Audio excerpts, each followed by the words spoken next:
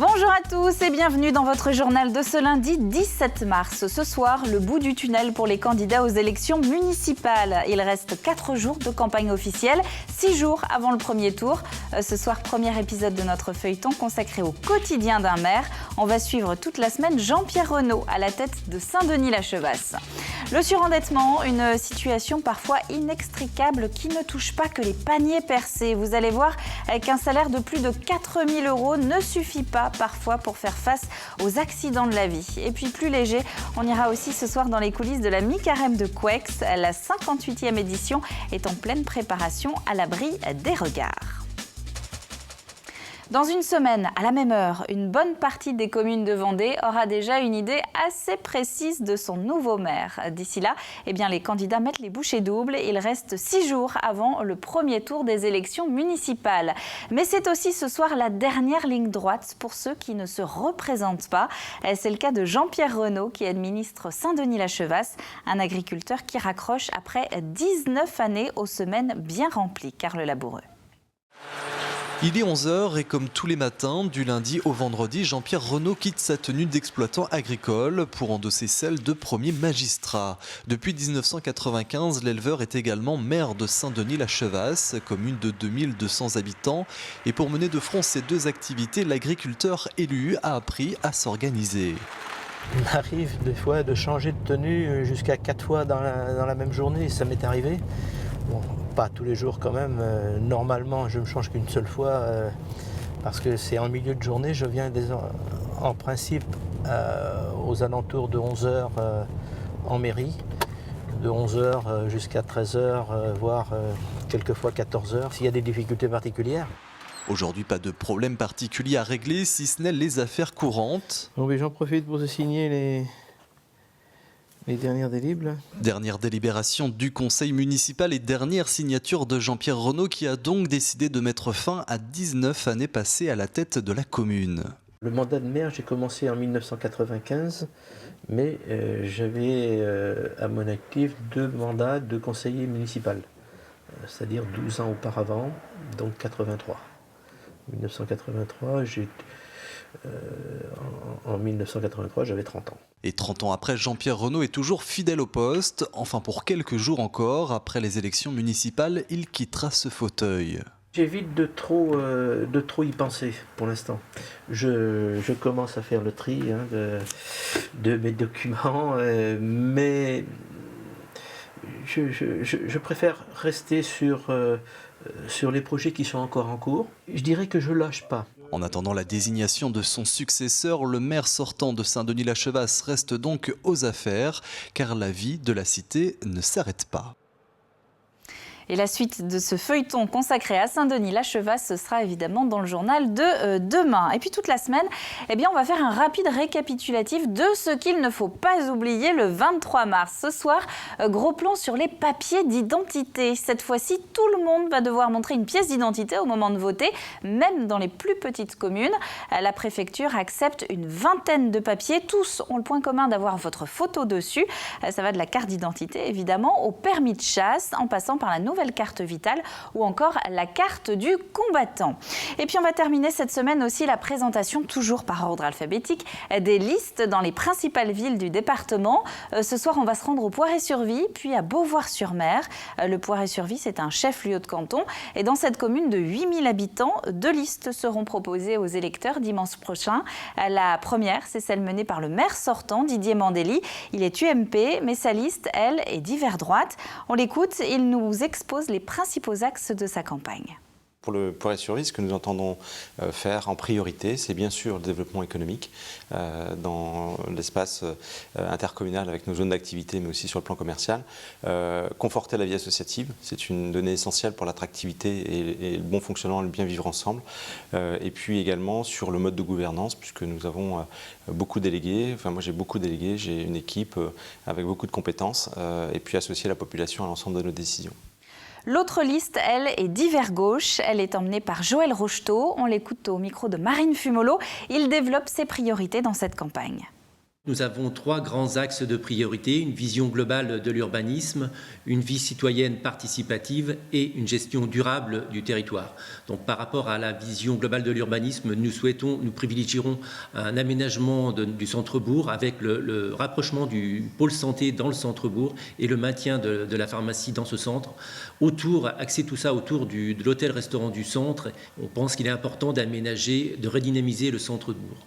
Alors voilà pour le Poiret-sur-Vie. On va passer maintenant à Beauvoir-sur-Mer, qui est aussi un chef-lieu de canton et où il y aura également 2 listes. C'est une commune de près de 4000 habitants. La première liste est menée par Jean-François Pillet, d'Hiver Droite. Écoutez, il nous présente ses projets pour Beauvoir-sur-Mer.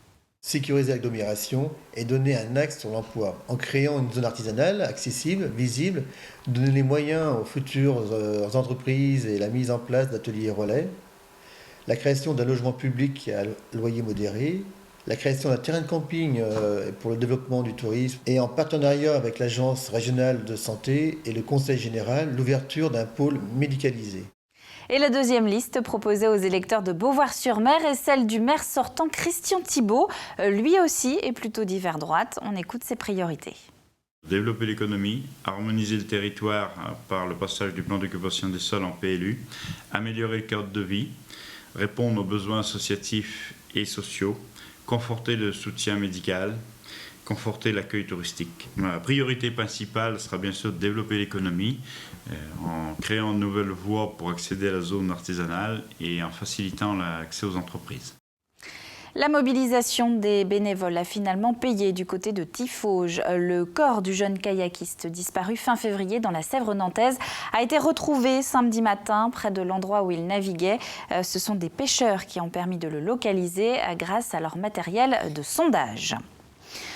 Mauvais gestionnaire, léger, inconscient aussi parfois, nous sommes nombreux à nous imaginer à l'abri du surendettement car finalement assez loin de l'image que l'on se fait du surendetté.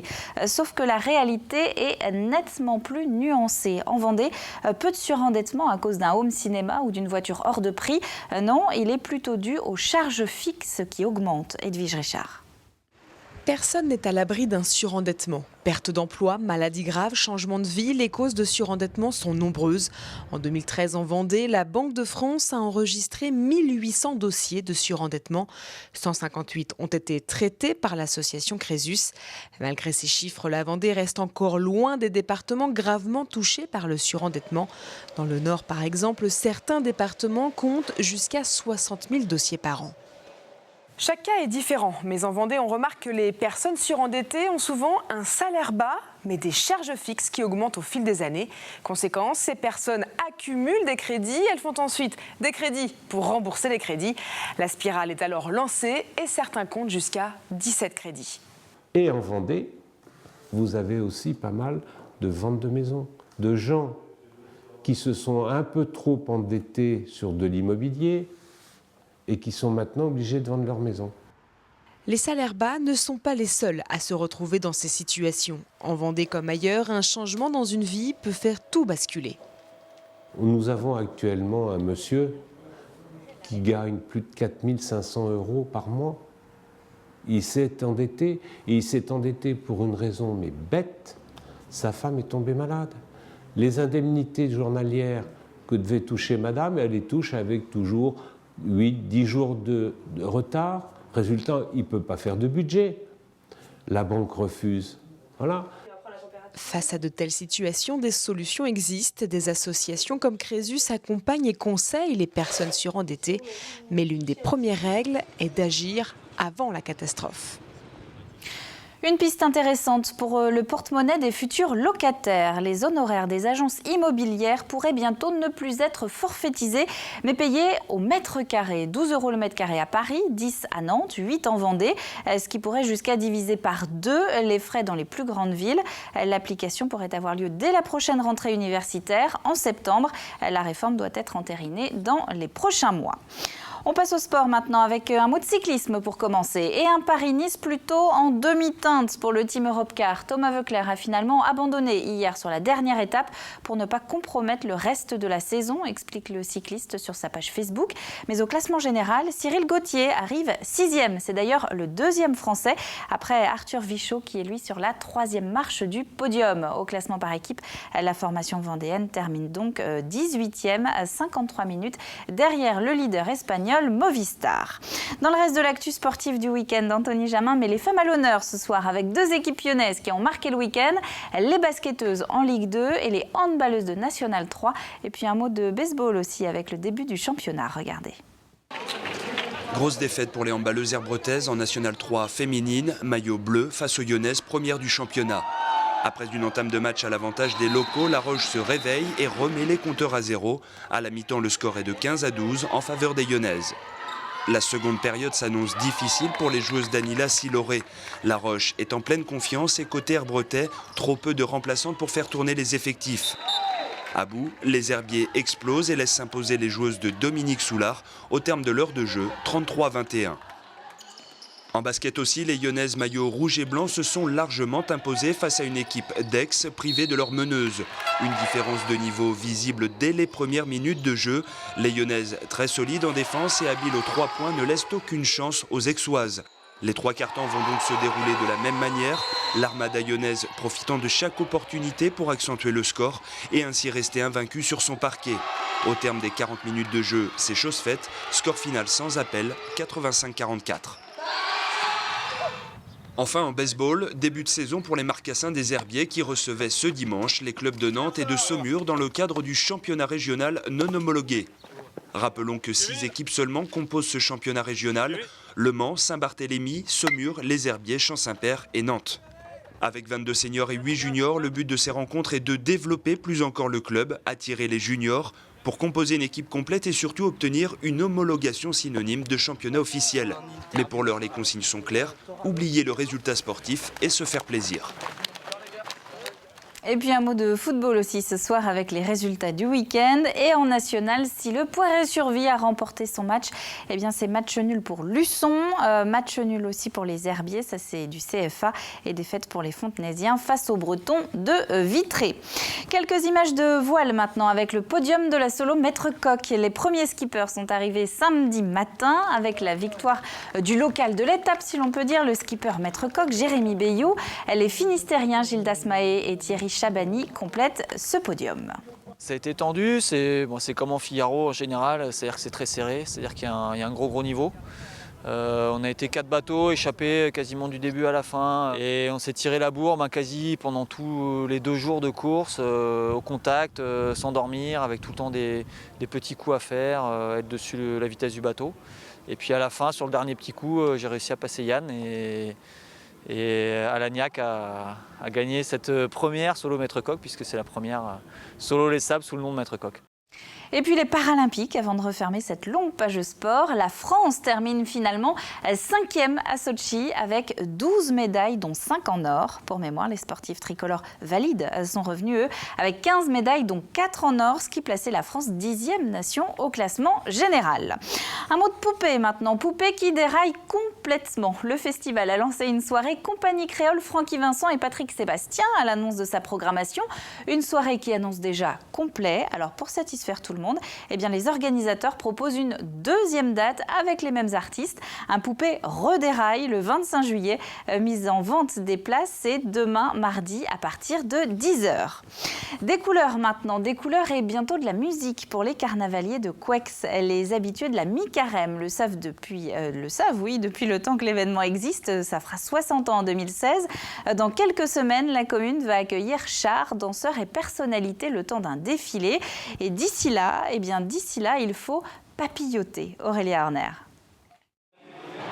La mi-carême de Couex, qui n'en a jamais entendu parler? Après plus d'un demi-siècle d'existence, elle est devenue une véritable institution. Tous les Couexiens, ou presque, y participent. Cette année encore, entre 350 et 400 bénévoles travaillent autour de l'événement.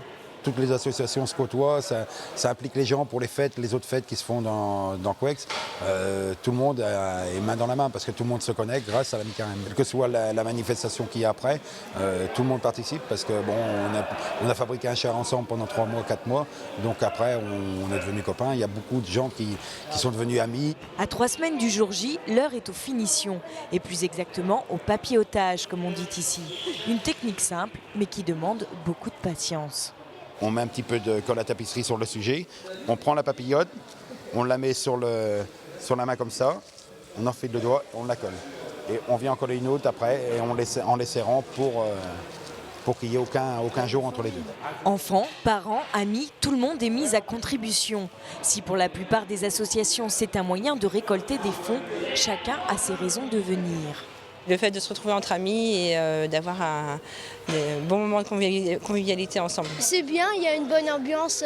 Pour s'intégrer dans la ville et pour voilà. Et puis de défiler surtout, c'est ça qui est le mieux quand on prépare le char pendant plusieurs mois et qu'après on voit les gens qui regardent notre char et qui disent ah c'est beau, voilà on est content. Pour venir admirer les chars justement, rendez-vous le 6 avril prochain dans les rues de Couex. Alors oui, la mi-carême de Couex, c'est donc dans 3 semaines, le 6 avril, avec un parrain sportif cette année, le jeune retraité du Team Europe Car, Anthony Charteau, Thierry Olive, l'agriculteur normand de l'Amour et dans le Pré, qui devrait lui aussi revenir après une première visite en 2013. Et puis ce week-end, eh bien, pendant que les carnavaliers de Couex travaillaient sur leurs chars, les collectionneurs étaient eux à Soulan. Négociants et amateurs de belles voitures ont été gâtés. Cette année, la bourse avait justement mis l'accent sur l'automobile, véhicule anciens en extérieur, maquettes radio commandées en intérieur. Ce salon était une initiative du club philatélique soulandais.